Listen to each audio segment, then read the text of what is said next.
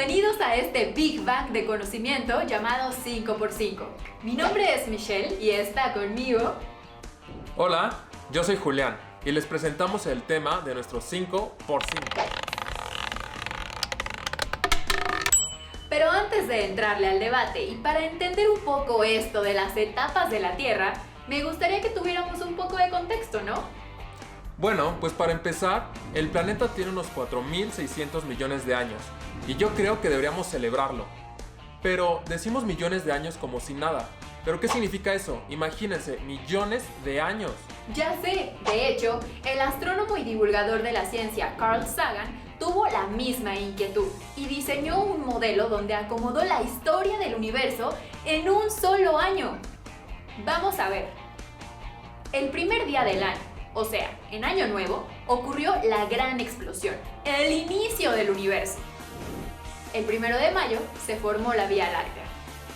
En septiembre se origina el sistema solar y luego, un día antes de celebrar nuestro grito de independencia, o sea, el 14 de septiembre, se forma la Tierra. Y en ese mismo mes, pero el día 25, el origen de la vida. El 2 de octubre, que no se olvida, es la formación de las rocas más viejas conocidas. El 15 de noviembre surgen las primeras células con núcleo. A ver, Mitch, ¿y los seres humanos en qué momento aparecemos en el calendario? Para eso, tenemos que irnos al último día del año, el 31 de diciembre.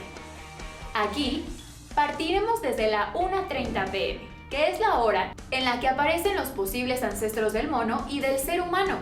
Más tarde, surgen los primeros humanos, aprendemos a usar herramientas de piedra, domesticamos el fuego e inventamos la agricultura. Apenas eso, pero ya se nos está acabando el año. Lo sé, pero chécate esto. Vámonos al último minuto. A las 11:59 con 50 segundos surgen las primeras dinastías, entre otras la sumeria, la egipcia.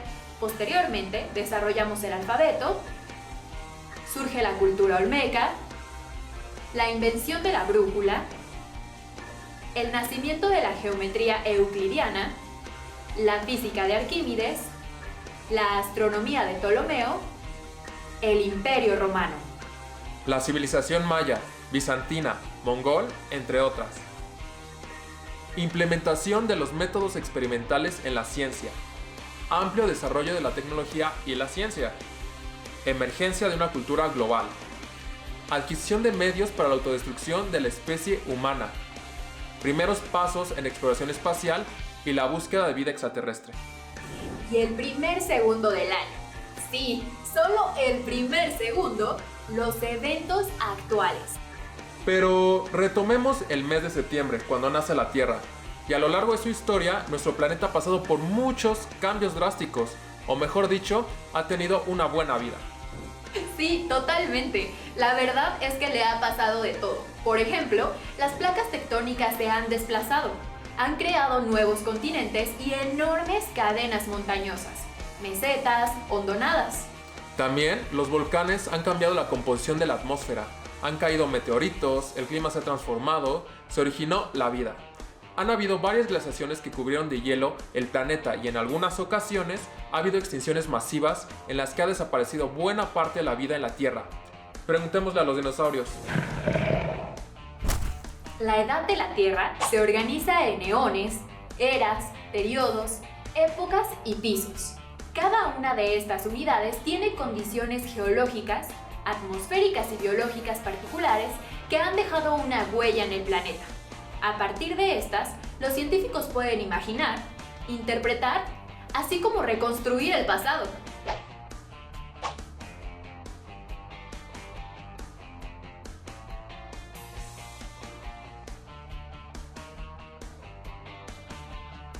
Es muy cierto, pero el impacto de la actividad del ser humano ha sido tan amplio y persistente que muchos científicos piensan que merece la creación de una nueva unidad en el tiempo, el Antropoceno. La era del Antropoceno. Pues ya lo vimos en el calendario de Carl Sagan. Como especie, los seres humanos llevamos un tiempo insignificante en el planeta. Y si bien entre los científicos no existe un consenso en si debemos adoptar el término antropoceno o no, Este ya se usa para dejar la clara marca que ha dejado la actividad humana en nuestro planeta. De hecho, algunos científicos toman como la primer huella imborrable de actividad humana, y de esta nueva etapa, los isótopos radioactivos que se crearon en 1945 durante la primera explosión nuclear. Y para entender mejor estas huellas, en el programa de hoy nos acompaña la doctora Ek del Val de Gortari, bióloga por la Facultad de Ciencias y doctora en Ecología por el Imperial College del Reino Unido.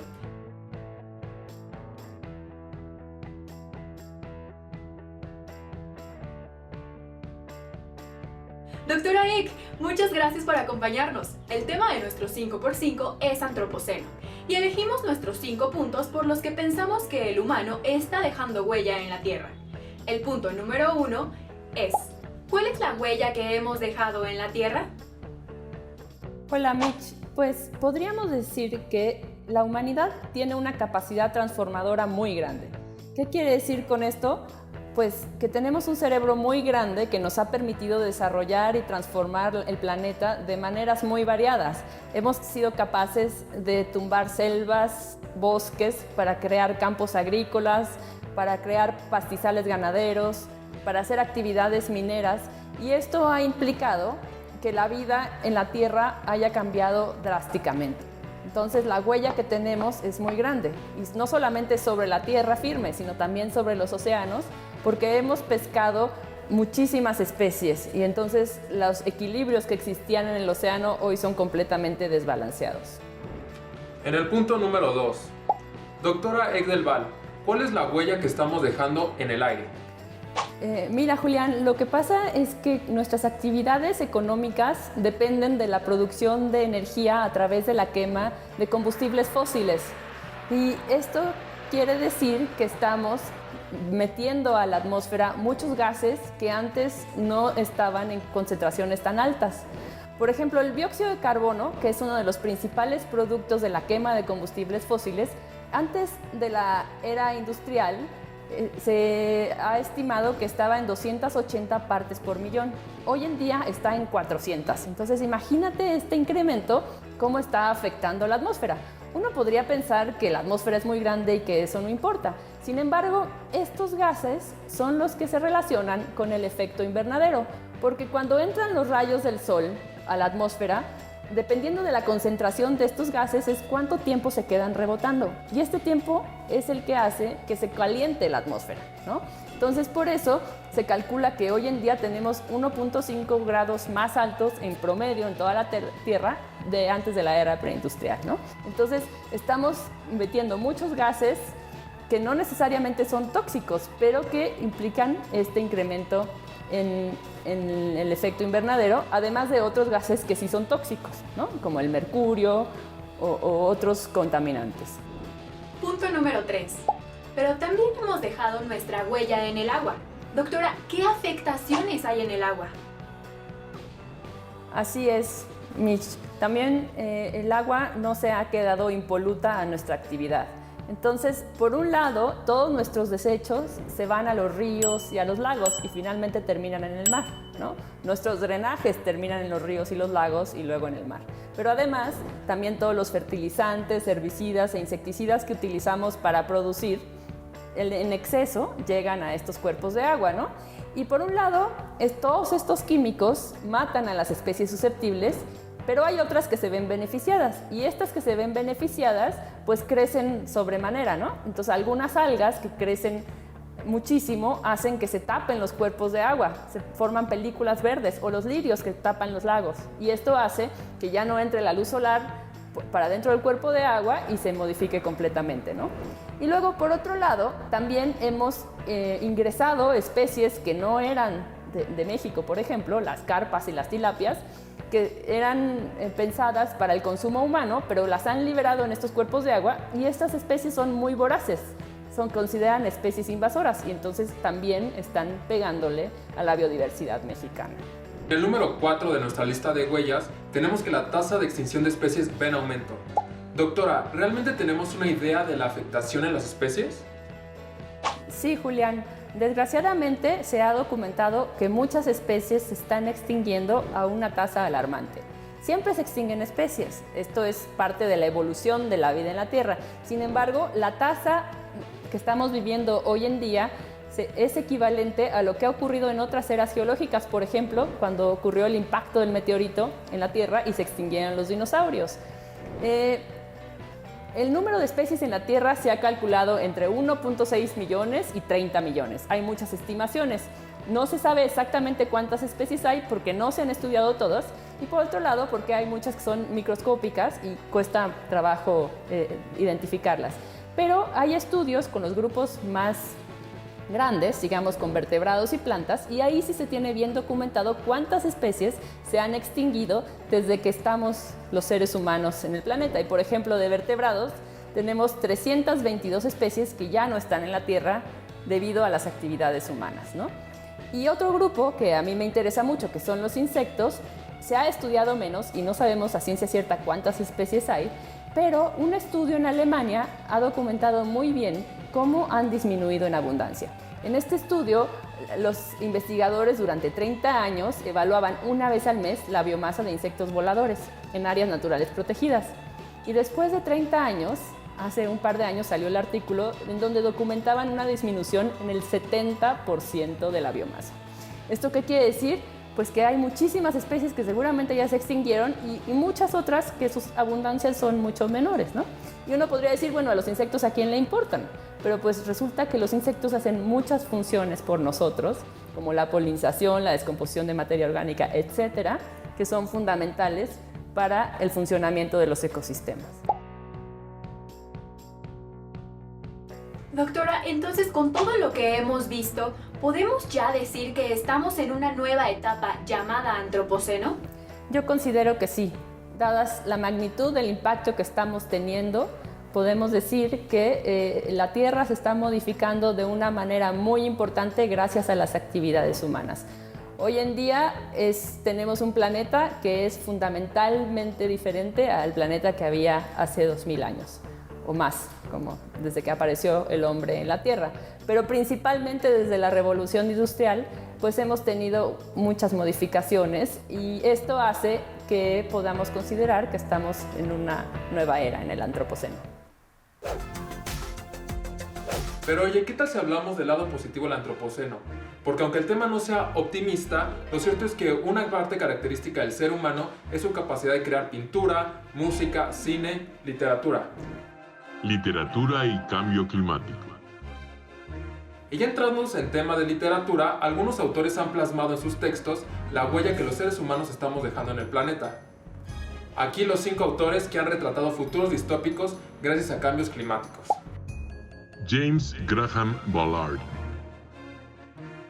Ya vimos que una de las huellas que estamos dejando es el calentamiento global y el deshielo de los polos. Este futuro lo retrató James Graham Ballard en su libro El mundo sumergido de 1962. Nos ubica en un futuro, tal vez no muy lejano, en el que se derriten los casquetes polares y provoca que ciudades enteras estén bajo el agua. Los pocos humanos que quedan tienen que desplazarse en embarcaciones y tratan de sobrevivir de restos que van encontrando de los rascacielos que quedaron por arriba de las aguas.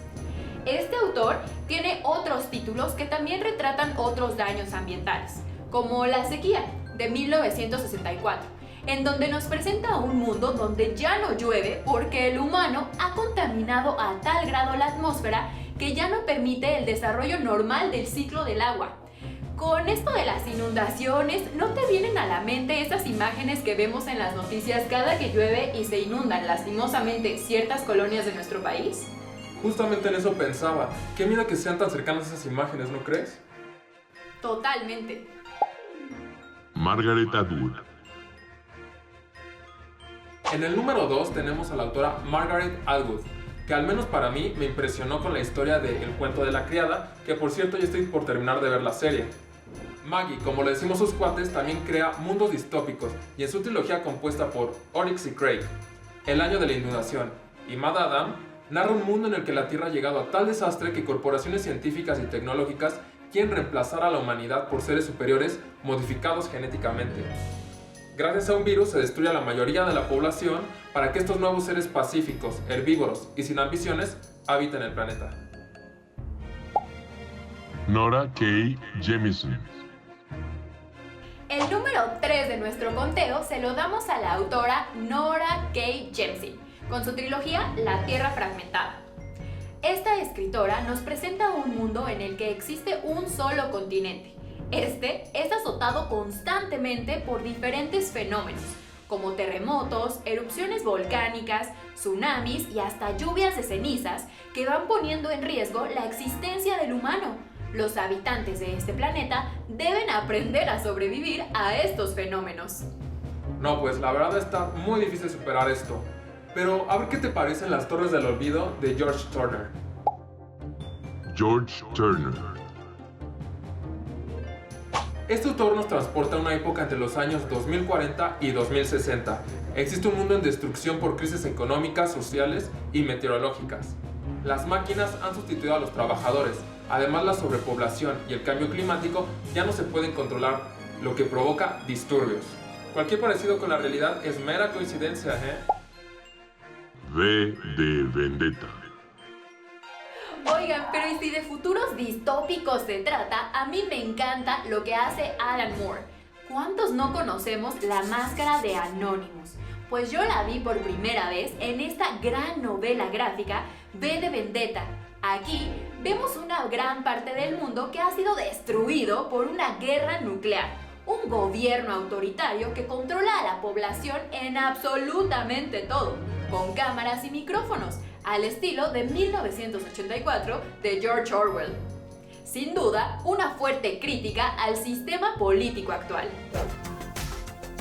Pero no solo la literatura ha retratado futuros distópicos. En el cine se han planteado desde hace muchos años qué es lo que va a ocurrir con la especie humana en caso de que la Tierra se vuelva inhabitable. Cine y futuros distópicos. Aquí, las 5 películas que han retratado futuros distópicos.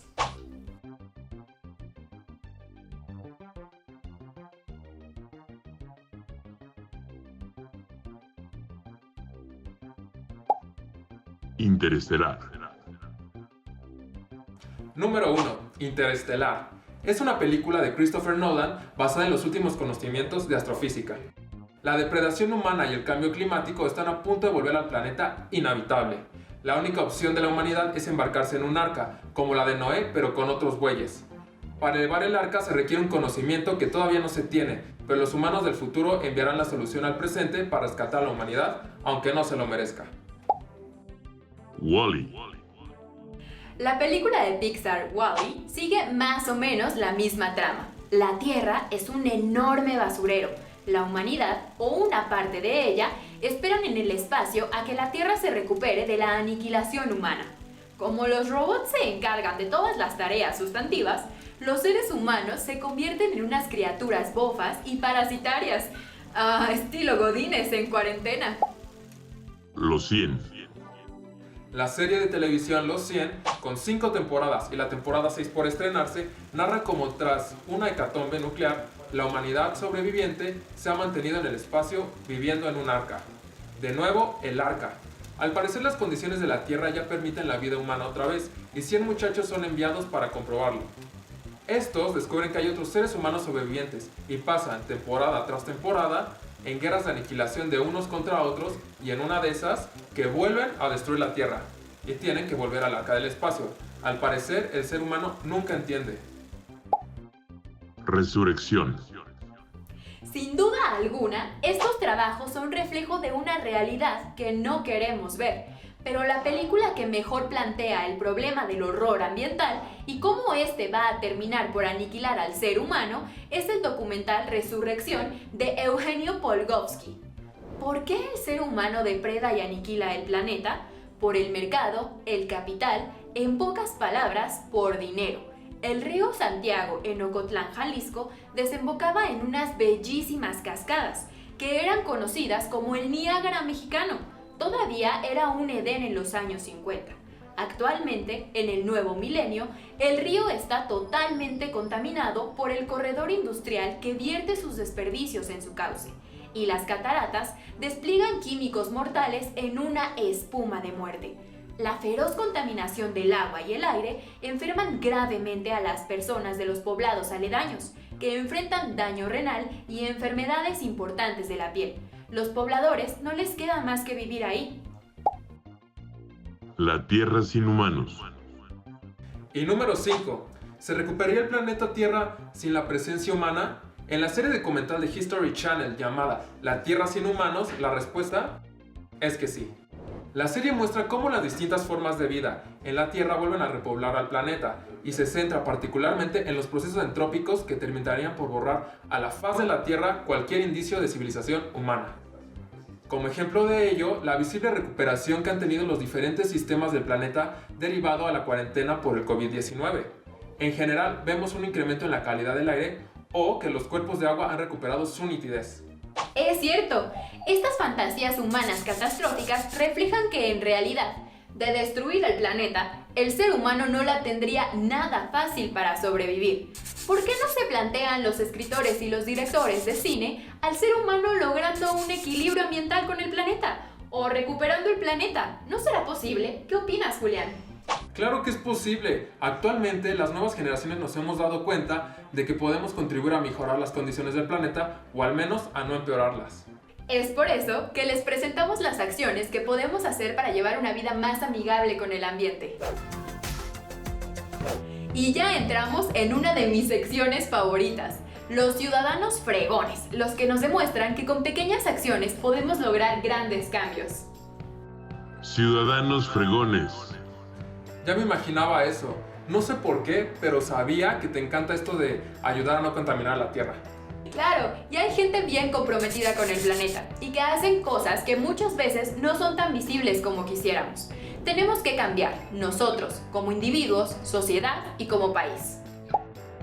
Participación con grupos ambientalistas. Nosotros como personas podemos participar en las acciones de grupos ambientalistas y estar conscientes de la forma en que se produce todo lo que consumimos.